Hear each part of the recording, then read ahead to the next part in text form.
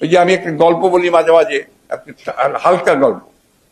সেটা হচ্ছে যে আপনার যে এক লোক জীবন যুদ্ধে পরাজিত, সে আপনার আত্মহত্যা করে বলে সিদ্ধান্ত নিয়ে নদীর পাড়ে, উঁচু নদীর পাড়ে গেছে, ওখান থেকে ঝাঁপ দিয়ে খরস্রোতা নদী সে মারা যাবে ডিসাইড করছে, আত্মহত্যা করেছে। ছেলে বউ সবাই তার উপর বিরক্ত, সে কিছু করতে পারে না, আয় করতে পারে না, রোজগার করতে পারে না, খাওয়াতে পারে না।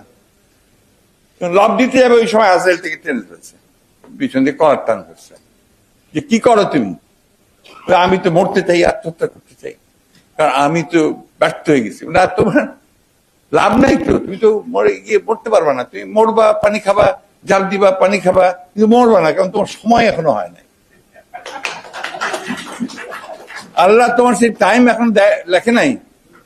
আমি তো বেঁচে কি করবো? আমি তো আবার ফিরে গেলে আমাকে বাড়িতে গিয়ে আবার সেই পরিবারের স্ত্রীর, পুত্র সন্তানদের গঞ্জনা সহ্য করতে হবে। তো হচ্ছে তুমি এক কাজ করো, আমি তোমাকে বুদ্ধি দিই, তুমি ফিরে গিয়ে ডাক্তার অমুক নাম একটা ওই লাগাই দাও, যেটা তুমি তোমার যা নাম। আমি ডাক্তার কিছুই জানি না, আমি ডাক্তারি করবো। তুমি শুরু করো না, তুমি তো একটা জিনিস খেয়াল রাখবা যে তোমাকে যখন ডাকতে আসবে রোগী, তখন যদি দেখো যে আমি তার পায়ের কাছে বসে আছি বা দাঁড়িয়ে আছি, তুমি ছাড়া আমাকে কেউ দেখতে পাবে না, তাহলে বুঝবো ওই রোগীকে তুমি যে ওষুধের দাও না কেন ও বেঁচে উঠবে।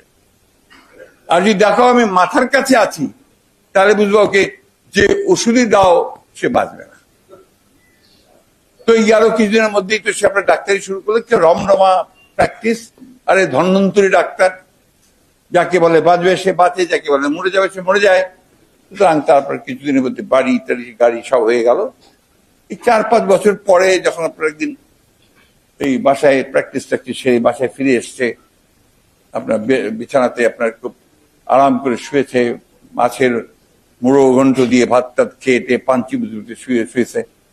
তারপরে তন্দ্রা আসছে, তন্দ্রার মধ্যে হঠাৎ দেখি যে মাথার কাছে আজরাইল।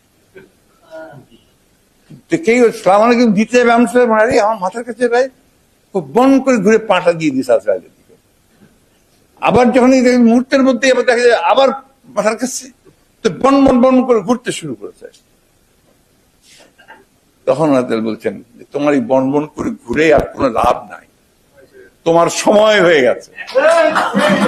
এর অবস্থা তাই, সময় হয়ে গেছে। ঘোরাঘুরি অনেক করেছেন, বহু করেছেন, এখন দয়া করে ঘোরাঘুরি বন্ধ করে সঠিকভাবে যেন আপনার দাফন টাফনটা ঠিক মতো হয়, আপনি যেন মানুষ আপনাকে মনে রাখতে পারে, সেইভাবে কিছু চিন্তা ভাবনা করে আপনারা সিদ্ধান্ত নেন।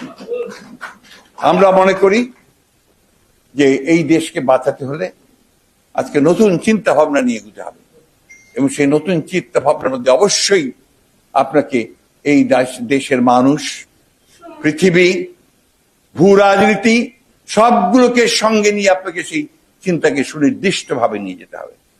এবং সেখানে সকল দেশপ্রেমিক মানুষ, সকল রাজনৈতিক শক্তি যারা দেশকে ভালোবাসেন, তাদের সকলের আজকে ঐক্যবদ্ধ হয়ে সেইভাবে এগিয়ে এসে এই দেশকে, এই জাতিকে এই ভয়াবহ দানবের হাত থেকে রক্ষা করা